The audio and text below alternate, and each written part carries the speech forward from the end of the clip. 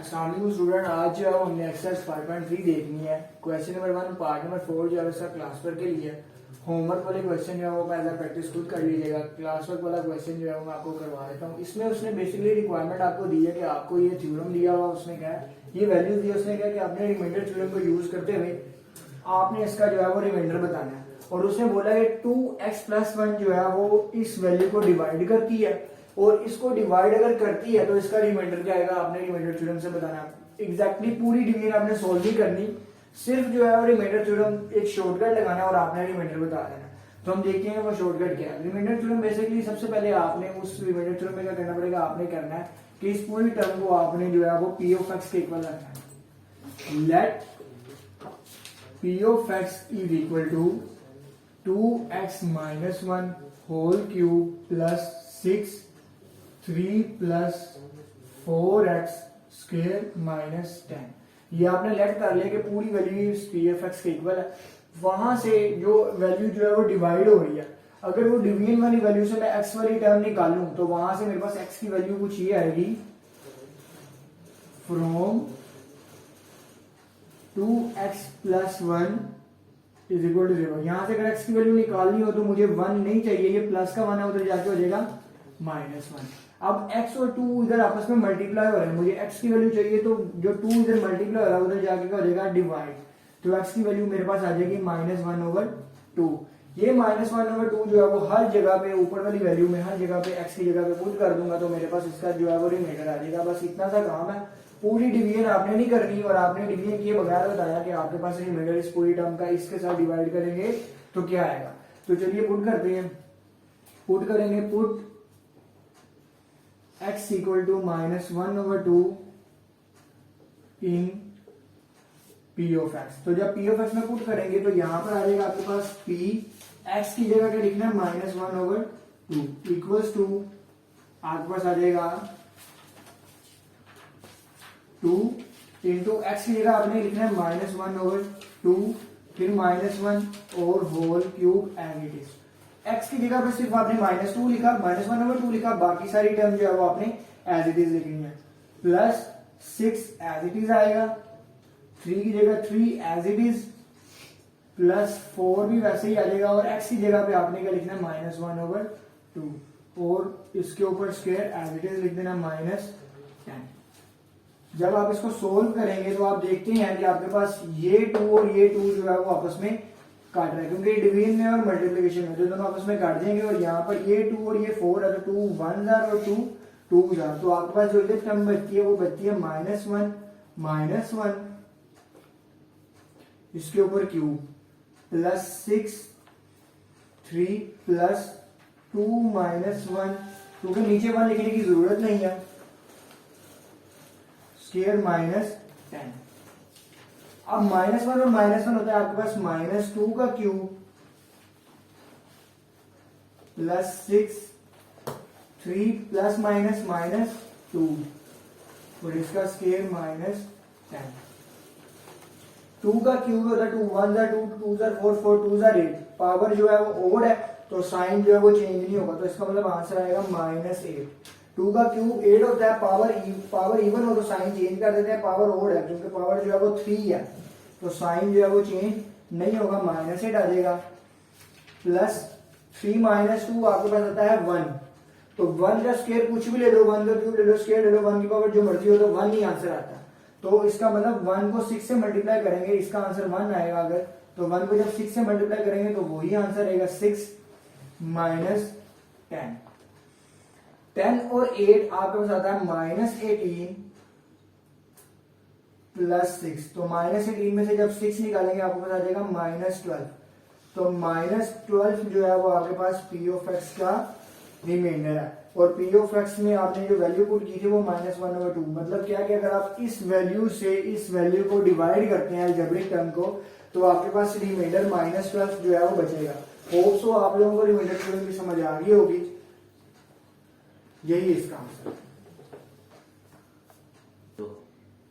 Student 5.3 के अंदर question number 4 जो है वो अगला क्लास वर्क के लिए हमारे पास क्वेश्चन है। उसने स्टेटमेंट दी हुई है कि p of x आपके पास ये टर्म है और वो एग्जैक्टली डिवाइड हो रही है x+2 के ऊपर और आपने जो है वो इनकी वैल्यू जो है वो फाइंड करनी है। स्टूडेंट एग्जैक्टली डिवाइजेबल का मतलब है कि आपके पास पिछले केस में जो रिमाइंडर आया था वो -12 आया था, इसका मतलब वो एग्जैक्टली डिवाइड नहीं कर रहा था।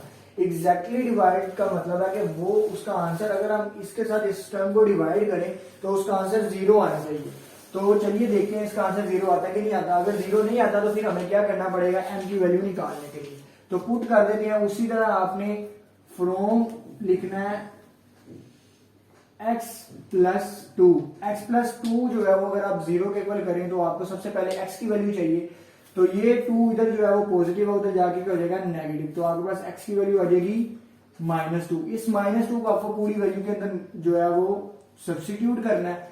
x की जगह पे -2, ये जो -2 x की जगह पे वो ये जाहिर कर रहा है कि पूरी टर्म में जो है वो x की जगह पे -2 लिखना पड़ेगा। तो 4 x का क्यूब है मतलब -2 का क्यूब है, -7 x का स्क्वायर है मतलब -2 का स्क्वायर है, +6 मतलब -2 है, -3m।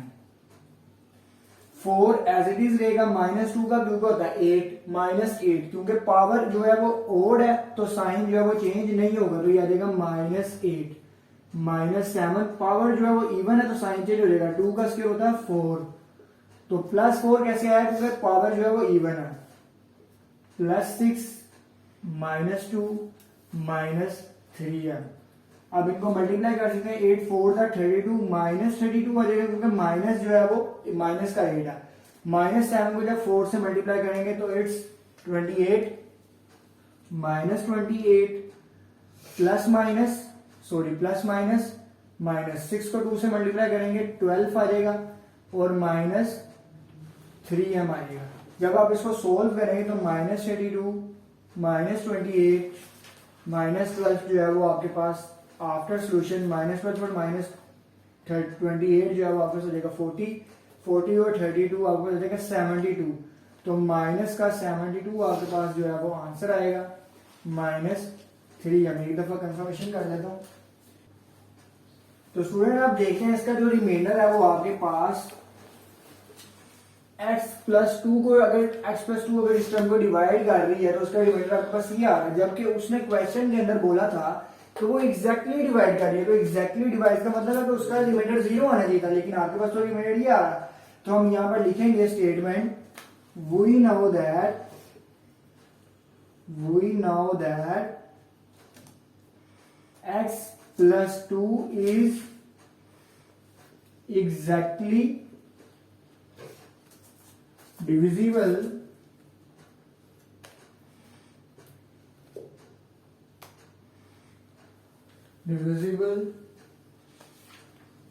for p of x. So